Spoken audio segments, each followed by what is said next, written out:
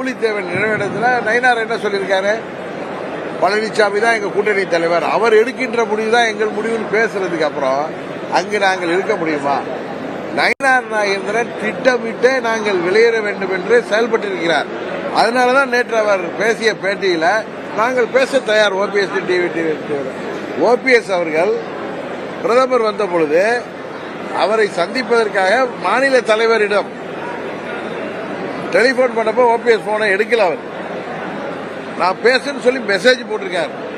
அதையெல்லாம் மறைத்து விட்டு பொய்யாக என்னிடம் வந்து கேட்டிருந்தால் நான் செய்திருப்பேன்னு சொல்றாரு. அது அகம்பாவம் தானே, ஆணவம் தானே. நீங்க பாஜகவோட மாநில தலைவர் தான், எங்களுக்கு என்ன சார்?